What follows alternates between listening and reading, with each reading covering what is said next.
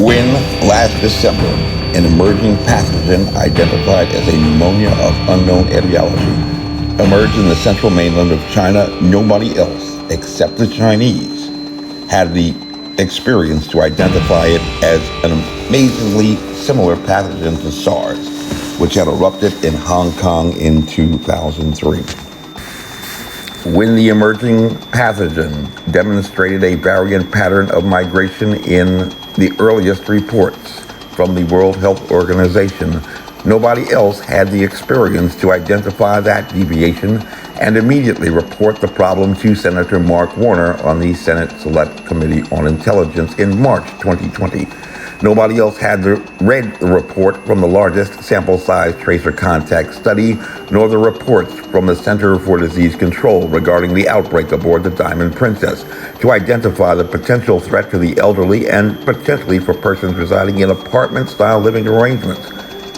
Nobody else took the decisive action to immediately contact state and local officials, including the city of Alexandria, to take precautions that had not only been identified, but also had been committed to specific security recommendations by the World Health Organization, all of which was summarily dismissed.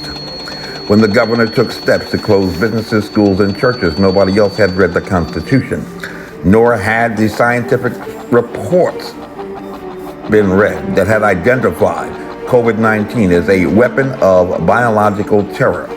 And nobody else commenced legal actions in April to prevent draconian measures adopted by Governor Northam that even the World Health Organization had specifically discouraged against in their report. When at least 15 law firms in Virginia finally initiated legal challenges in court, not even one identified the fatal defect in Governor Northam's plan, who failed to validate COVID-19 as a communicable disease, a specific requirement for any of his executive actions that were the direct cause of unemployment claims increasing fourfold in just 1 week. Nobody else had identified the fact that when Governor Northam had recommended that churches cancel in-person worship, he already knew that only 1/5 of the churches in America possessed an online capability to begin virtual worship, which resulted, according to the Barna Group, in the closing of 1 in 5 churches nationwide. And according to the Pew Research Center, 1 in 5 persons who had regularly attended worship services before the conversion to virtual worship to completely abandon their former devotional worship commitment.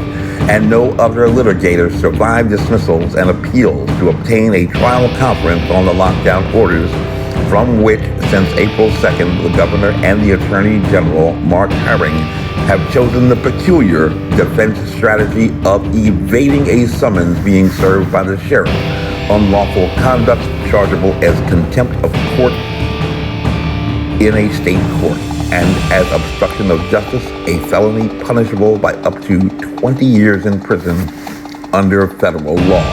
When the nation's only physician serving as a state governor advocated the farcical assertion regarding the impervious qualities of a one-ply cotton bandana against microbial infections, a notion even categorically rejected by the New York Times, nobody else dared to bring the challenge into federal court, presenting as authoritative evidence the study conducted by the National Institute for Occupational Safety and Health that was completed a decade ago under the Obama administration and that had tested non-medical grade substitutes with the same diagnostic equipment that is used to rate the N95 mask and other medical grade equipment, a study that even the World Health Organization had funded a hasty review of 172 substandard observational studies to attempt to overrule in June.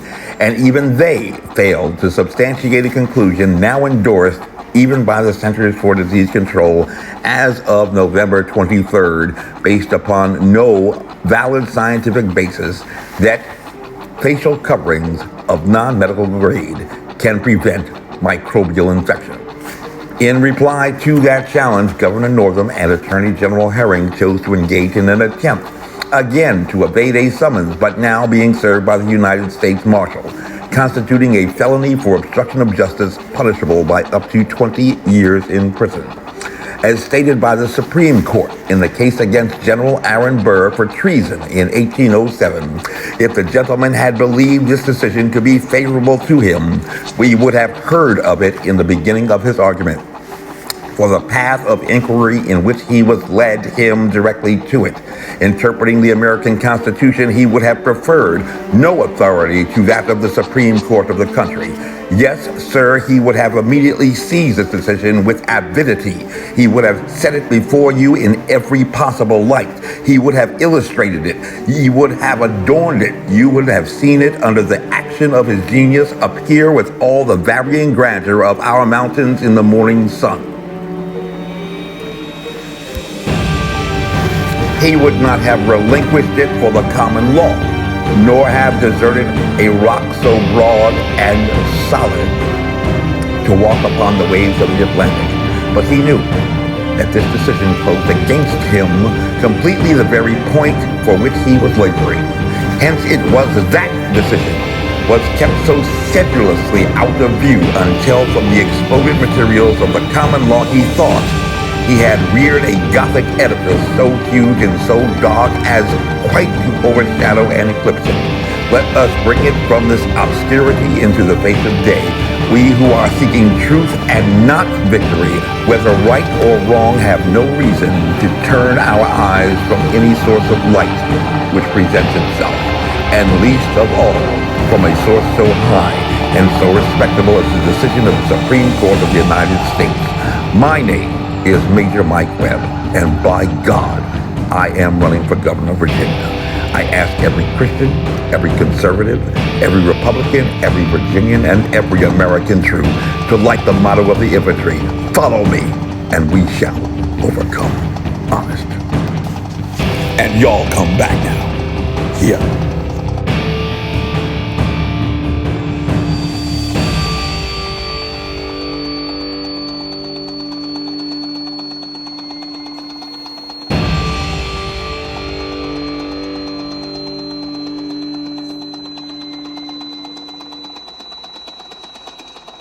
This advertisement was authorized by Mike Webb.